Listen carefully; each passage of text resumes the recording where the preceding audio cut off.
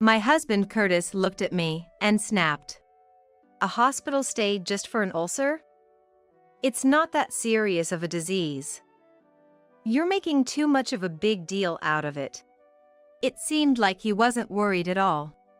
It's because you pushed her too hard, Ashley said, making him uncomfortable, so he declared, I'll go buy something to drink, and left the room.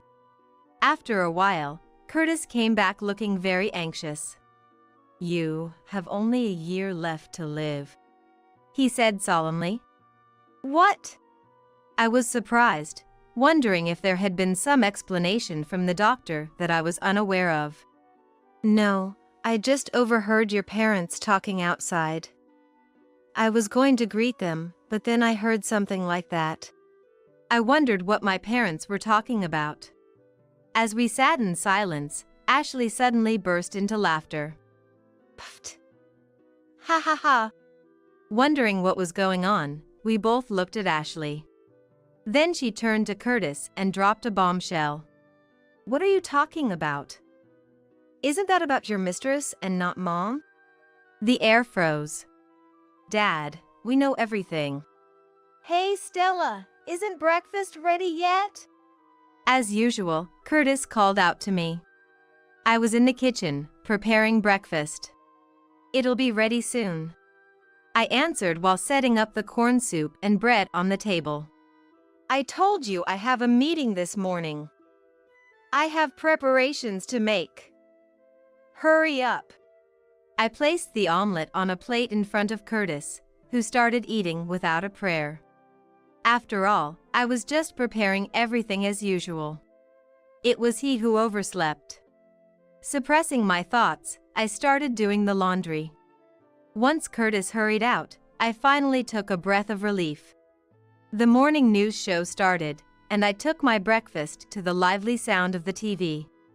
As a housewife, I spent my days like this, taking care of Curtis. After 25 years of marriage, with a lot of time spent alone at home, I've been thinking about picking up a hobby, but my shy nature always gets in the way, preventing me from taking the first step. Every day, I prepare breakfast for Curtis, do the laundry, clean, shop. I was getting bored with the repetition of the same days. I've thought about going to work, but I've been frail since I was young, and after giving birth to our daughter Ashley, I became even more prone to illness, so that was not an option. Will my life just end without anything changing? As I was thinking this, the doorbell rang. The sound of the front door unlocking was heard, and Ashley entered. Mom, are you here? She said, opening the door to the living room. Welcome back. Ashley sometimes comes back like this to check on me. When I'm not feeling well, she even helps with the housework. She's such a capable daughter. How are you feeling? I've been doing quite well recently. Ashley looked relieved to see my face, smiling gently. That's good to hear. Then, how about we go out for lunch? You must be bored, right? She suggested. We went to a restaurant near where Ashley works and talked about her recent life over the meal. These moments were a happy time for me, and also a break from the monotony of my daily life. After finishing our grocery shopping for dinner and returning home, Ashley set down the bags she was carrying and quickly went back to her own place. When I asked if she didn't want to see Curtis, Dad's probably fine, she simply replied. Indeed, Curtis, at 48, still looked young for his age. He would work out at the gym after work, and lately, he even started caring about his looks, keeping his body fit and his skin lively. He always had high self-esteem, saying, I don't want to become someone who gives up just because they're getting older. Compared to Curtis, I feel like an old woman, overshadowed by him and treated coldly. After Ashley left, a flyer on the table caught my eye. It was something that had been put in the mailbox. The flyer featured a beautiful woman. It seemed to be for a yoga class being held nearby. Taught by an active model, offering reasonable prices for people of all ages. I wonder if I could manage yoga, given my frail health. But I found myself making excuses and tucked the flyer away between the pages of a newspaper. Looking at the clock, it was almost 5 p.m. I must start preparing dinner soon. If Curtis comes home and dinner isn't ready, he'll yell at me again. Since he was in a bad mood from the morning, I planned to make his favorite dishes. And so, I found myself preparing dinner for Curtis again, as usual. Around 7 p.m., Curtis came home. I immediately started preparing the shower. Curtis prefers to shower before dinner. While waiting for the shower to be ready, Curtis was drinking a can of beer and reading the newspaper in the living room. Wow! Isn't she a beauty? I was startled by his sudden outburst, only to realize he was looking at the yoga class flyer I had tucked in. Huh. A model and yoga instructor, huh. It's close to our house too. Hey, why don't you give it a try? He said, looking at me with a sarcastic tone. An old woman like me going there would just be a nuisance. I brushed it off lightly, but he sighed. You always say that. Try to take care of your body a little. It seemed he was also tired of my negative thinking. You used to be good in your younger days, but you're becoming more of an old woman day by day. He left those words behind and headed to the bathroom. When did I start to feel so miserable? It had become so routine that I seemed to have become numb to it. But even so, I can't go back to my younger days. I knew all too well that the reason I never took action was none other than myself. Envious of the radiant smile of the woman on the yoga class flyer, I felt like I was living in a world far removed from blaming someone or something else. On his next day off, Curtis left with the yoga class flyer. Are men allowed to go there too? It was a class held at a young woman's home. Wondering if that was really okay, I asked. It says here people of all ages and genders. So it should be fine. I'm just going to observe. If it's not okay, I'll come right back. He left the house cheerfully, leaving me behind. I wish he had taken me with him. Even though I had chosen not to go, I found myself blaming others again. Fed up with myself, I decided to go for a walk for a change of scenery. I wondered if I could catch a glimpse of what the yoga class was like, even if from outside. It was a sunny Saturday afternoon. Perfect for a walk. I walked at my own pace. Eventually, I reached the neighboring town where the yoga class was. I didn't remember the address from the flyer, but I had a rough map in my head. And so, I walked looking for the yoga studio sign. Yoga. Yoga. Then I realized. There were no signs for a yoga studio around here. I can't tell where it is. Just as I was about to give up and go back, I heard a familiar laugh. Turning the corner towards the sound, I saw a man and a woman I recognized, sitting at a garden table, enjoying tea. It was unmistakable. Curtis and the yoga class instructor. Not wanting Curtis to notice me, I couldn't hear what they were talking about, but they seemed to be having a great time. Despite being my husband, I was impressed that he didn't seem out of place even next to a young woman. Suddenly, I felt miserably shabby and pathetic. Unable to stay still, I quickly returned the way I came. Why do I always end up like this? All the way home, I kept blaming myself. It wasn't just about my deteriorated appearance. Above all, I needed to do something about this self-deprecating personality. I resolved to change. In the evening, as I was preparing dinner, Curtis came home in a particularly good mood. How was the yoga class? My heart raced, wondering if he knew I had seen him having a good time. Yeah. It was fun. The teacher was around Ashley's age, but she had proper qualifications as an instructor and seemed very competent. So she was that young. I wondered what kind of conversations they had, what made them enjoy their time so much. I became a bit curious. Maybe I should try yoga too, I murmured to myself then. No, that would be impossible for you. Curtis looked me up and down exaggeratedly before laughing. There were a few others there, but none like an old woman like you. You'd just embarrass yourself. Hearing that, I got angry. I was jealous of the yoga instructor, but I had been trying to think more positively. Seeing my expression, "If you're so angry, you should have done something about it sooner," he said dismissively before disappearing into the bathroom. I thought about attending on a weekday when Curtis wouldn't know, but I was sure they'd identify us as a couple based on our last name or address. If Curtis found out, he'd surely berate me. So, despite my resolve earlier in the day, I became gloomy and secluded myself. 3 months had passed since Curtis started attending the yoga class. He went there on his days off, not just for yoga, but it seemed he was also helping with minor DIY for home decor and other small errands. Isn't that something you shouldn't have to help with? I brought it up to Curtis, concerned, but he snapped at me. A girl around Ashley's age is in trouble, and you won't let me help her? Or do you think there's something shady going on? Ridiculous. Even though he's not the kind to help around the house even when I'm feeling unwell. It was unbearable to feel like he valued the instructor more than me. But I couldn't neglect my household duties. I focused more on housework, and Curtis complained about me even more. Ashley, who occasionally came to help, said to Curtis, "Dad, you're being too harsh on Mom." But he dismissed her. That's Stella's job.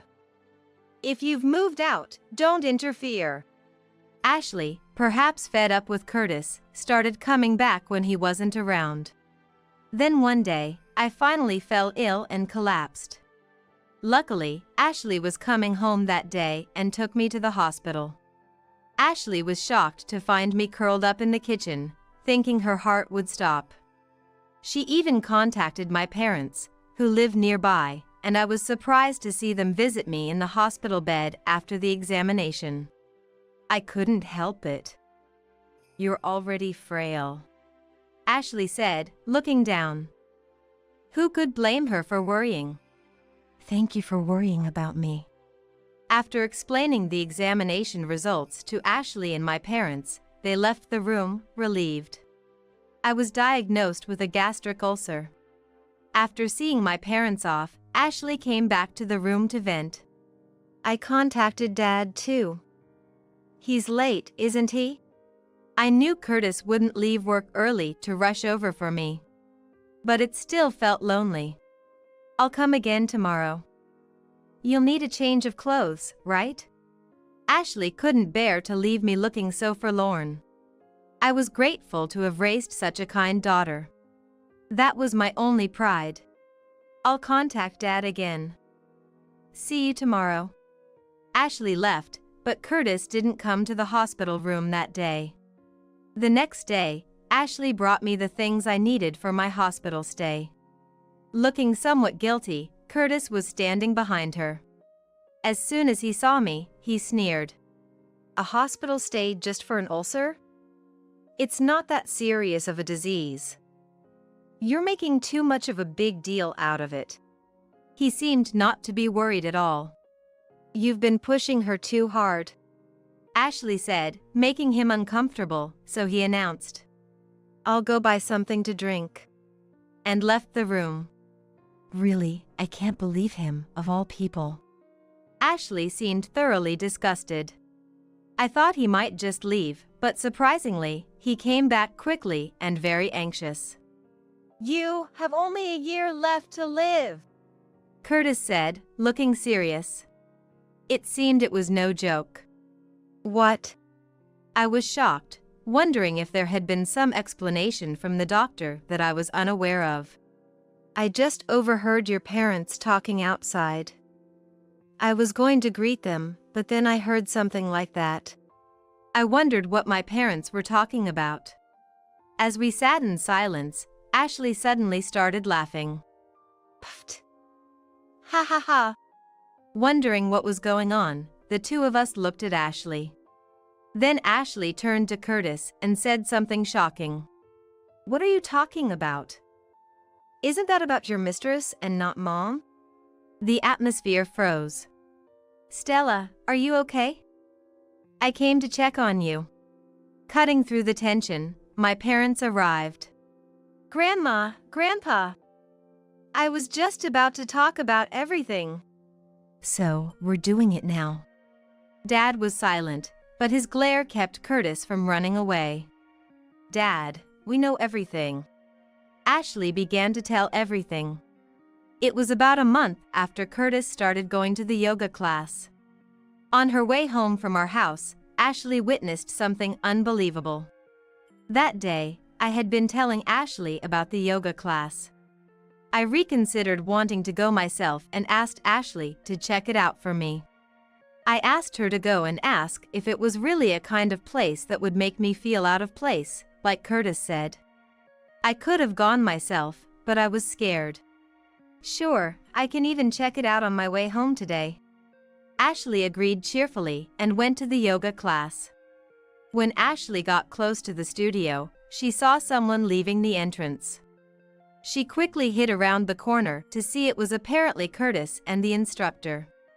Curtis was supposed to be at work that day, but Ashley couldn't have mistaken her own father. Feeling something was off, Ashley stayed hidden and watched.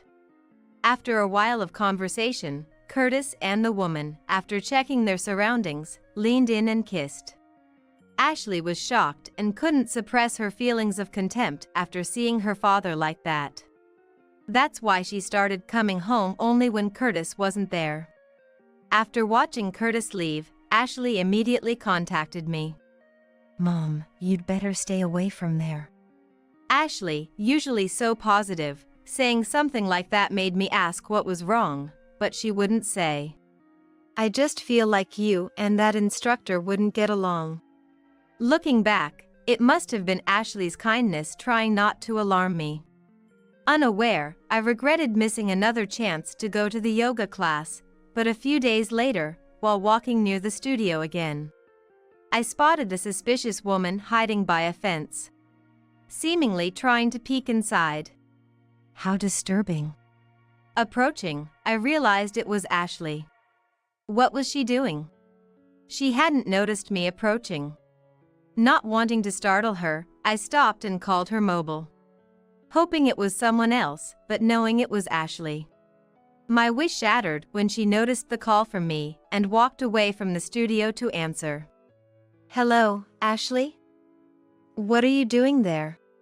I asked, sighing. Surprised, Ashley looked around and saw me. And when she saw me in the distance, I'm coming over. She ended the call and hurried to me. I thought there was some suspicious person. Seeing my disapproving face, she looked awkward. So, what were you doing? Staring back at me, she said. We'll stand out here, let's talk somewhere else. Deciding something, she began walking. We can go to our house since Curtis won't be back yet. Feeling the seriousness, we headed home. Upon arriving home, I made some tea. After taking a moment to relax, I once again asked Ashley. So, what were you doing there? That's the yoga studio Curtis attends, right? I had previously asked her to scout the place for me, to see what the atmosphere was like, but I thought that matter had been resolved then. Look, before I say anything else, I want you to know that I'm always on your side, no matter what. Starting with that, Ashley told me everything she had seen. On the day she went to observe the yoga studio, she saw Curtis and the instructor coming out looking cozy. They talked intimately and kissed after checking their surroundings. She had been hesitant to tell me, carrying the burden alone to avoid hurting me. I wanted to believe in Dad, too, Ashley said, sipping her tea. She had wanted to believe, so she kept going back to the yoga studio. But contrary to her hopes, Curtis was frequently there, getting along well with the instructor. I was thinking, if I could somehow catch them in the act. If she had proof, she could confront Curtis.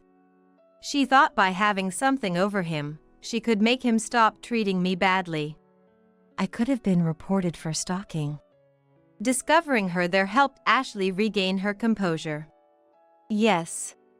Despite hearing about Curtis's affair, I somehow remained calm. I had suspected something beyond just yoga lessons. Curtis denied it, but I lacked the courage to delve further. Hey, Mom. Are we just going to leave things as they are? Ashley looked at me worriedly. If you're up for it, I'm willing to help. I immediately understood what she was hinting at. You're asking if I'm considering divorce? Ashley just nodded without saying a word. What do I want? I asked myself. Honestly, even if I decided to divorce, I wasn't sure I could make it on my own. Having been a housewife all this time, could I really find work? Plus, there were my health concerns. Ashley offered her support, but I couldn't always depend on her. Sensing my deep thought, Ashley reassured me. Even if you decide not to divorce, like I said earlier, I'm always on your side. And left before Curtis came home. Curtis arrived and immediately started complaining about everything as usual. The taste of dinner, the cleanliness of the house, as if he was searching for faults on purpose. Had it not been for the discussion with Ashley earlier, I might have been able to ignore it, but today I couldn't. Hearing the facts from Ashley, everything Curtis did started to disgust me. His voice, being in the same room, everything felt repulsive. That night, after Curtis had gone to sleep, I decided to check his mobile phone in a desperate search for evidence. If there was proof, I would divorce him. I knew it was wrong, but the betrayal started with Curtis. Convincing myself, I checked his phone. But my last hope was shattered. Texts and photos with the instructor, undeniable evidence of his affair, were there. Quietly closing the phone, I went to the living room and lay down on the sofa. I couldn't bear to sleep in the same room. I'll contact Ashley first thing tomorrow. And that's how our plan began. Ashley and I decided to inform my parents first. If the divorce went through, I'd move back to my parents' house. So, it was necessary to explain the situation. Hearing this, my parents were furious. After discussing it as a group, we decided to act at the moment that would make the yoga instructor the happiest. During her surveillance, Ashley found out the instructor apparently had another man. I'll attend the yoga class and gather information. Saying that, Ashley started attending the yoga class and got closer to Curtis's mistress, Hilda. It turned out, just as Ashley had guessed, Hilda was engaged and planning to get married in a year. We'll target that time to demand alimony in the divorce trial. Ashley was oddly enthusiastic, but I felt heavy-hearted. I was anxious about whether I could let Curtis be free for so long and act as if everything was normal. Even now, just living in the same house made me feel sick. My anxiety and the stress of living with Curtis culminated in me developing a gastric ulcer. After telling me all that had happened, honestly, I didn't realize you were under so much stress. I'm sorry, Ashley said. When I was taken to the hospital, she discussed with my parents and decided to change the plan to immediate divorce and claim alimony. Hearing Ashley's story, Curtis just hung his head in silence. The 1 year left you heard about was referring to your mistress Hilda's modeling career. Ashley spoke coldly and formally to Curtis. There's no need for such drastic measures. A normal divorce would suffice. Don't destroy someone's happiness like that. Hearing Curtis prioritize Hilda's happiness over our divorce, I felt an anger like never before. Before Ashley could retort, I confronted Curtis.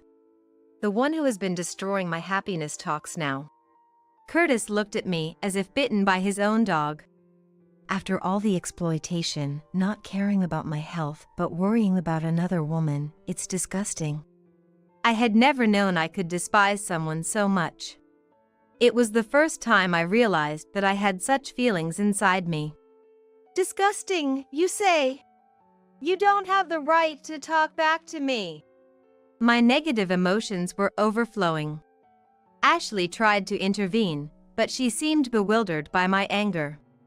Just as I was about to lash out at Curtis again, Mom intervened softly. "That's enough, Stella." Her voice was gentle and comforting. A voice I'd known since childhood. I snapped back to reality. After a moment of silence, Mom calmly addressed Curtis. "Curtis, I've heard the situation from both Ashley and Stella, but I haven't heard it from you." Curtis looked uncomfortable. "If you have any justification, we're listening." Her voice, different from when she scolded me earlier, now carried a chill. "I don't have any excuses," Curtis stammered.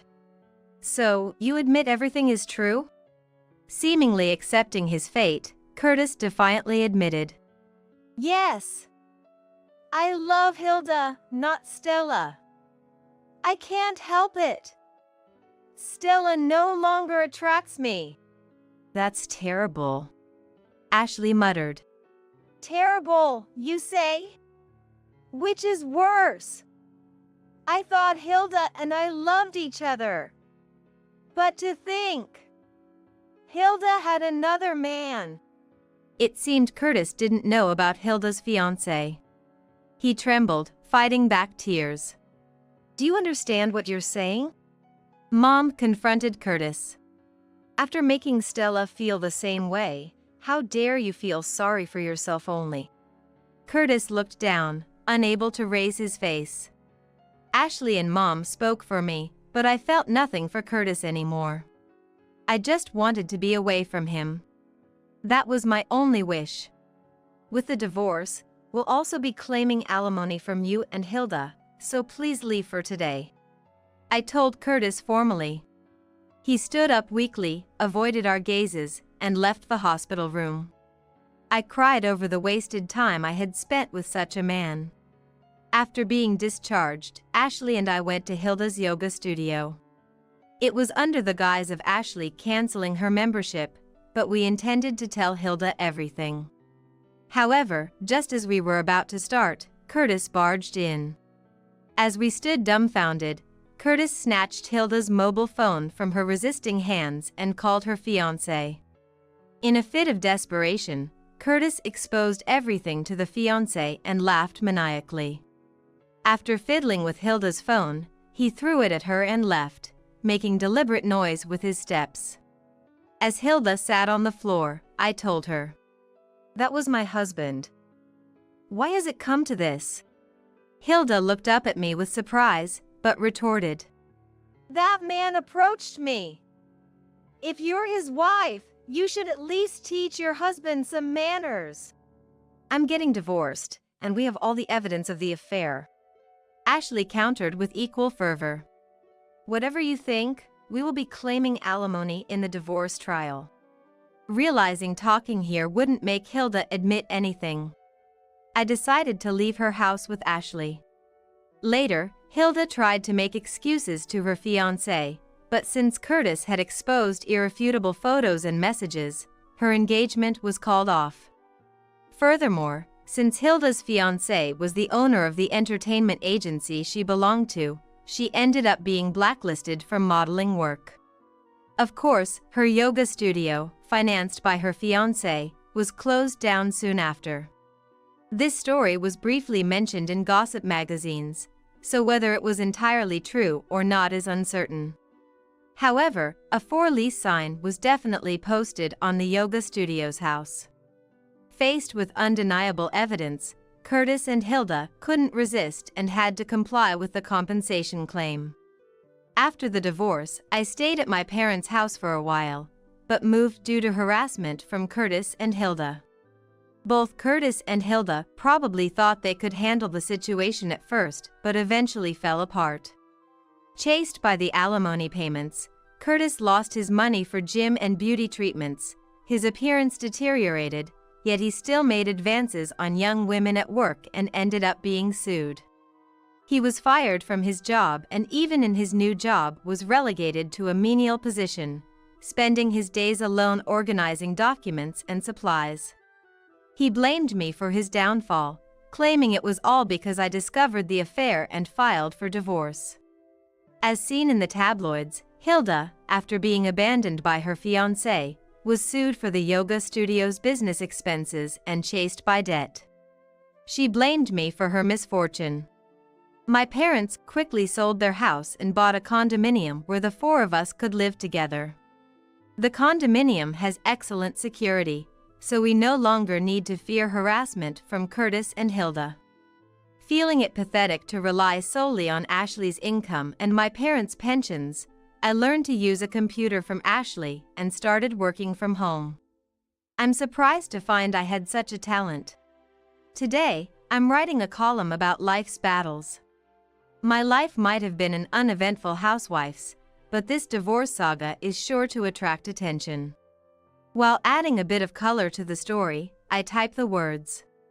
My face is wrapped in a gentle smile.